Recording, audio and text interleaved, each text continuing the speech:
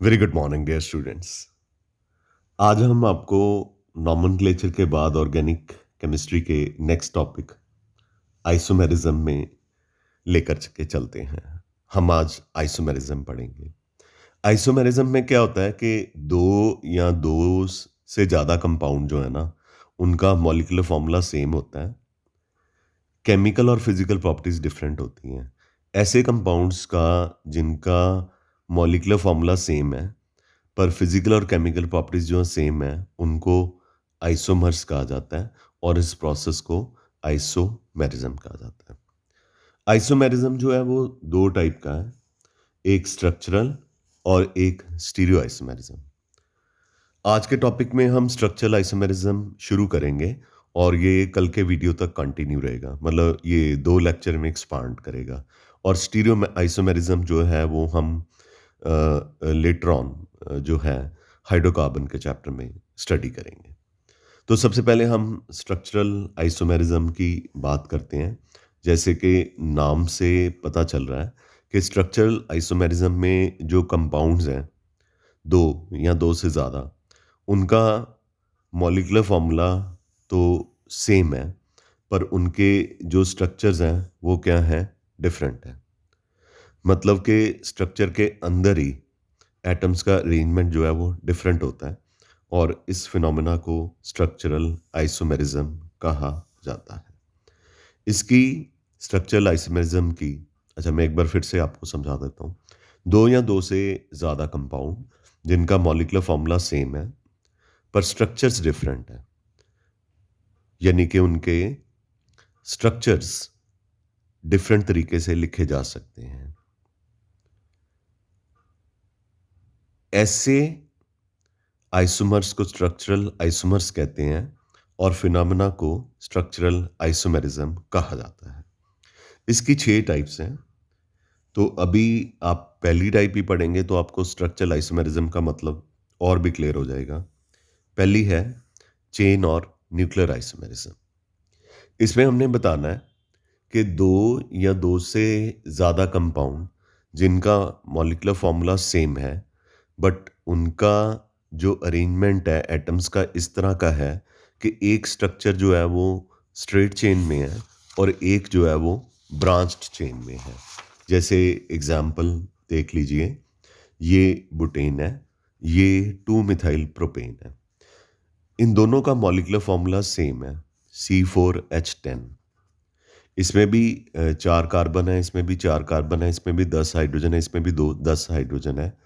इसको बुटेन कहा जाता है। ये 2 मिथाइल प्रोपेन है पर ये बुटेन जो है वो स्ट्रेट चेन है और ये जो 2 मिथाइल प्रोपेन है ये ब्रांच चेन है, पर मॉलिक्यूलर फॉर्मूला दोनों का जो है वो सेम है। तो इसका मतलब कि इनकी जो चेन है ब्रांच्ड हो गई, स्ट्रेट से ब्रांच्ड है। तो इस तरह के आइसोमर्स को चेन आइसोमर्स कहा जाता है और इस प्रोसेस को चेन आइसोमेरिज्म कहा जाता है। ठीक है, क्लियर है? ओके, आगे चलते हैं। पोजीशन आइसोमेरिज्म, ऐसे कंपाउंड्स जिनका स्ट्रक्चर कार्बन चेन का वो नहीं चेंज होगा पर उसमें जो डबल या ट्रिपल बॉन्ड या फंक्शन ग्रुप जैसे अल्कोहल, नाइट्रो, नाइट्राइट लगा हुआ है उसकी पोजीशन चेंज हो जाए, तो इस तरह के आइसोमर्स को पोजीशन आइसोमर्स कहा जाता है और प्रोसेस को पोजीशन आइसोमेरिज्म कहा जाता है। फॉर एग्जाम्पल, ये मेरे पास बुट 1 ईन है, यहाँ पे 4 कार्बन है और जो डबल बॉन्ड है फर्स्ट और सेकंड कार्बन के बीच में है। और ये ब्यूट 2 ईन है, यहाँ पे डबल बॉन्ड जो है सेकंड और थर्ड कार्बन के बीच में है। तो कार्बन की चेन जो है वो तो 4 की ही रही, जैसे कि डेफिनेशन में बताया गया कि कार्बन का स्ट्रक्चर जो है वो सेम रहेगा। कार्बन का स्ट्रक्चर, कार्बन की चेन, इसमें कोई ब्रांचिंग ब्रांचिंग कुछ नहीं हो रही, कार्बन की चेन जैसी थी वैसी ही रही थी। लेकिन जो डबल बॉन्ड है 1-2 पोजीशन की बजाय इस स्ट्रक्चर में 2 और 3 सेकंड और थर्ड कार्बन के बीच में है। तो इसका मतलब कि डबल बॉन्ड की पोजीशन जो है वो चेंज हो गई है। इस तरह के आइसोमर्स को पोजीशन आइसोमर्स कहते हैं और प्रोसेस को पोजीशन आइसोमेरिज्म कहते हैं। और एग्जांपल ले लेते हैं।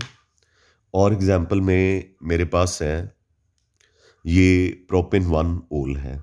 इसमें 3 कार्बन के साथ फर्स्ट कार्बन के साथ OH लगा हुआ है। 3 कार्बन है और फर्स्ट कार्बन के साथ OH लगा है और इसका जो आइसोमर्स है उसमें भी 3 ही कार्बन है। यानी कि इसकी कोई ब्रांचिंग ब्रांचिंग नहीं हुई, लेकिन सिर्फ OH ने अपनी पोजीशन को फर्स्ट कार्बन से सेकंड कार्बन पे चेंज कर लिया है। यानी कि पोजीशन फंक्शन ग्रुप की जो है वो चेंज हो गई है। तो इनका मॉलिक्यूलर फार्मूला दोनों का सेम है। इसमें भी 3 कार्बन है, प्रोपेन 1 ओल में भी, प्रोपेन 2 ओल में भी 3 कार्बन है।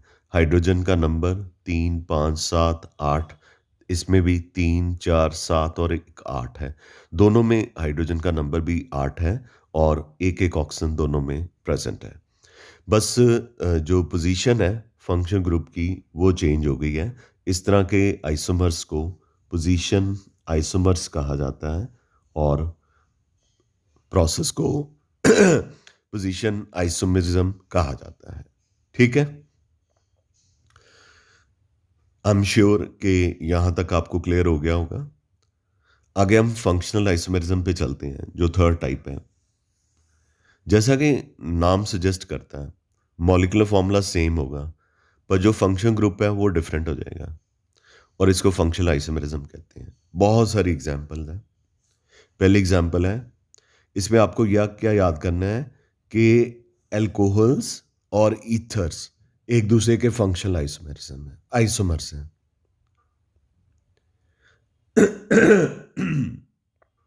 Excuse me. तो इसमें आपको ये याद करना है कि एल्कोहल्स और ईथर्स एक दूसरे के फंक्शनल आइसोमर्स हैं। तो देखिए, इथेनॉल 2 कार्बन, 6 हाइड्रोजन, 1 ऑक्सीजन, और ये ईथर है methoxy methane, 2 carbon, 6 hydrogen, 1 oxygen. तो ये जो स्ट्रक्चर है ये आप अपने आप तब ड्रॉ कर सकते हैं जब आपको ये पता होगा कि अल्कोहल और ईथर जो है वो एक दूसरे के फंक्शनल आइसोमर्स हैं। होने भी चाहिए। क्यों? अल्कोहल में भी एक ऑक्सीजन होती है, ईथर में भी एक ऑक्सीजन होती है। अल्कोहल में भी सारे सिंगल बॉन्ड होते हैं, ईथर में भी सारे सिंगल बॉन्ड होते हैं। तो डेफिनेटली वो एक दूसरे के फंक्शनल आइसोमर्स होंगे। आपको पेपर में क्वेश्चन कैसे आएगा? वो जैसे इथेनॉल का स्ट्रक्चर दे देंगे आपको, तो कहेंगे कि इसका आइसोमर कौन सा होगा? फंक्शनल आइसोमर बताओ। तो आपने ईथर बना देना। क्यों? एक ऑक्सीजन है तो ईथर में भी एक ऑक्सीजन होती है और सिंगल बॉन्ड है अल्कोहल में, ईथर में भी सारे सिंगल बॉन्ड होते हैं, तो इसलिए ये एक दूसरे के फंक्शनल आइसोमर्स हो गए। एक और चीज़, कार्बन का नंबर जैसे अल्कोहल में 2 है, तो ईथर में फिर क्या करोगे? ऑक्सीजन के लेफ्ट साइड पे एक कार्बन लगा दो, एक राइट साइड पे कार्बन लगा दो, क्योंकि ईथर में तो होता ही है कि ऑक्सीजन के दोनों तरफ कार्बन की चेन जो है वो प्रेज़ेंट होती है।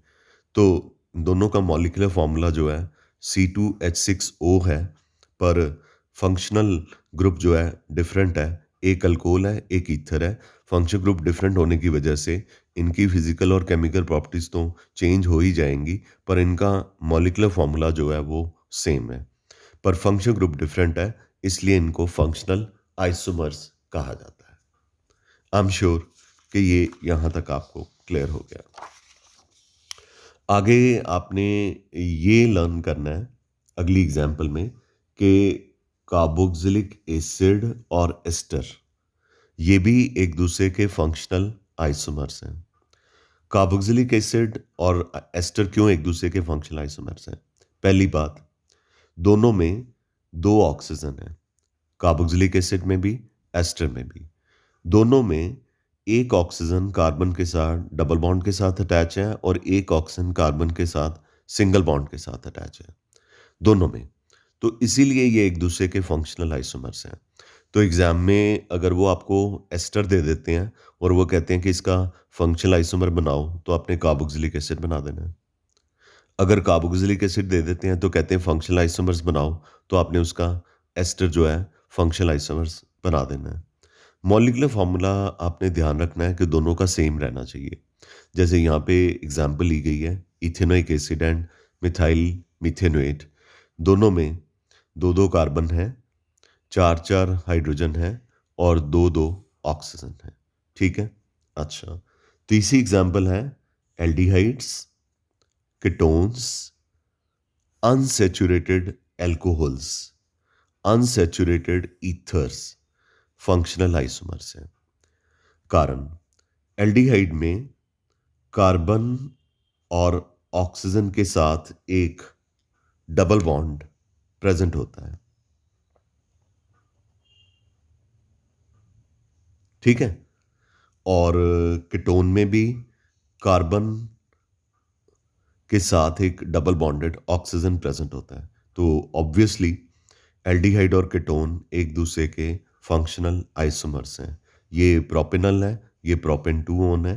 तो दोनों के फंक्शनल आइसोमर्स बनने का रीज़न यही है कि दोनों में एक ऑक्सीजन है और दोनों में कार्बन डबल बॉन्ड ऑक्सीजन जो है वो प्रेजेंट है। अब so far as concern unsaturated alcohol आ गया।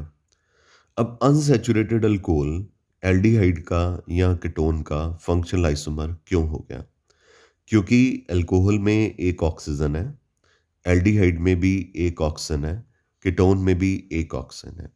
लेकिन अल्कोहल में रूटीन में तो कोई डबल बॉन्ड नहीं होता जो सैचुरेटेड अल्कोहल होता है। तो अनसैचुरेटेड में एक डबल बॉन्ड जो है वो आ गया है। तो उस डबल बॉन्ड की वजह से इस अनसैचुरेटेड अल्कोहल की रिजेम्बलेंस एल्डिहाइड और कीटोन से हो रही है। क्योंकि अल्कोहल तो सिंगल बॉन्ड के साथ अटैच होता है, फिर डबल बॉन्ड किन्हीं दो कार्बन के बीच में होने की वजह से ये डबल बॉन्ड एल्डिहाइड और कीटोन के डबल बॉन्ड से मैच करता है। तो ये जो कि एल्डिहाइड और कीटोन के डबल बॉन्ड से मैच करता है, ये एल्डिहाइड और कीटोन के डबल बॉन्ड से मैच करता है और इसमें भी एक ऑक्सीजन है, एल्डिहाइड कीटोन में भी एक ऑक्सीजन है। इसलिए अनसैचुरेटेड एल्कोहल, एल्डिहाइड, कीटोन, ये सारे एक दूसरे के फंक्शनल आइसोमर्स हैं। और कीटोन में भी और ईथर में भी जो अनसैचुरेटेड है, एक ऑक्सीजन तो है ही है, साथ में एक डबल बॉन्ड भी प्रेजेंट है। इसलिए ये चारों कैटेगरीज में ये एक दूसरे के फंक्शनल आइसोमर्स हैं। Aldehyde, ketone, unsaturated alcohol, unsaturated ether. तो इन सब में एक ऑक्सीजन प्रेजेंट है, सब में एक डबल बॉन्ड प्रेजेंट है। वो डबल बॉन्ड बेशक कार्बन डबल बॉन्ड ऑक्सीजन है या कार्बन डबल बॉन्ड कार्बन कहीं पे प्रेजेंट है, इसलिए इनको फंक्शनल आइसोमर कहा गया है। आई एम श्योर कि आपको ये क्लियर हो गया होगा। आगे जो एग्जाम्पल है फंक्शनल आइसोमेरिज्म की, वो है एरोमेटिक एल्कोहल, फिनोल, ईथर। तो ये बेंजाइल अल्कोहल है, इसमें एक बेंजीन है, ठीक है, और CH2OH है। यानी कि एक बेंजीन में कितने कार्बन होते हैं? 6। एक ये कार्बन हो गया 7, एक ऑक्सीजन। इसमें भी 6 और एक 7 कार्बन, एक ऑक्सीजन। इसमें भी 6 कार्बन बेंजीन के, एक ये और एक ऑक्सीजन। तो ये सारे फंक्शनल आइसोमर्स हैं। सबका मॉलिक्यूलर फॉर्मूला जो है वो सेम है। ये बेंजाइल अल्कोहल है, ये एनिसोल है यानी मिथॉक्सी बेंजीन है, ये ऑर्थोग्रिजोल है। इसमें क्या हुआ, इन दोनों में क्या डिफरेंस है? बेंजीन में हर कार्बन के साथ एक हाइड्रोजन लगा होता है, सिर्फ उसको छोड़ के जहाँ पे कोई बॉन्ड ऑलरेडी प्रेजेंट होता है, क्योंकि हाइड्रोजन को रिप्लेस करके ये OCH3 लगा है।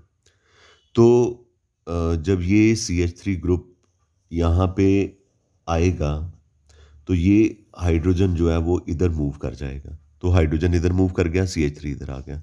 इसका मतलब कि इसमें और इसमें कार्बन हाइड्रोजन का नंबर या ऑक्सीजन का नंबर तो नहीं चेंज हुआ। इसलिए एरोमेटिक अल्कोहल, फिनोल, ईथर्स, ये सारे के सारे जो हैं क्या हैं? फंक्शनल आइसोमर्स हैं।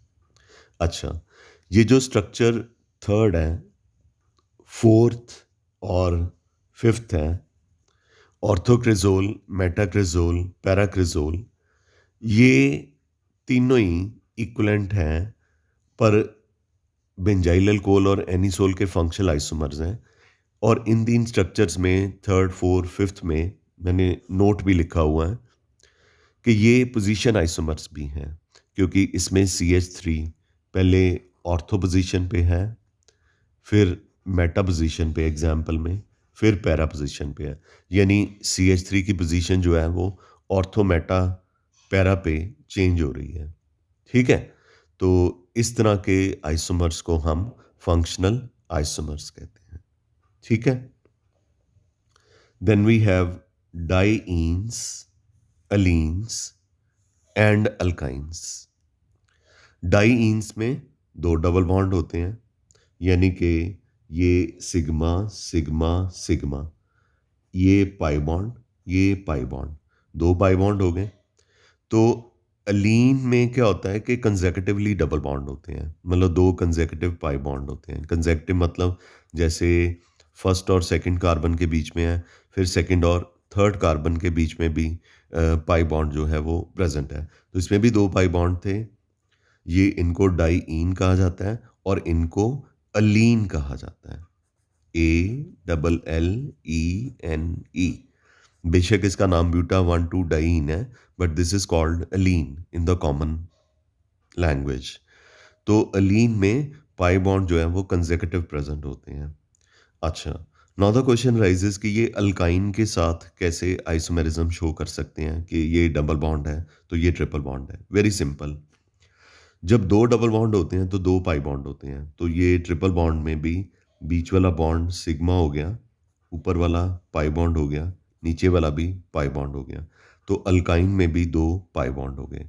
ठीक है, ये अल्काइन, अगर ये ब्यूटा 1,3 डाइन है, ये ब्यूटा 1,2 डाइन है, ये बुट 1 आइन है और ये बुट 2 आइन है, सब में दो दो पाई बॉन्ड जो है वो प्रेजेंट है।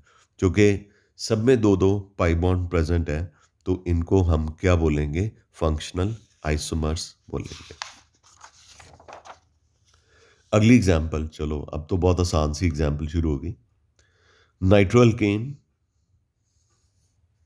Alkyl nitrite and amino acids.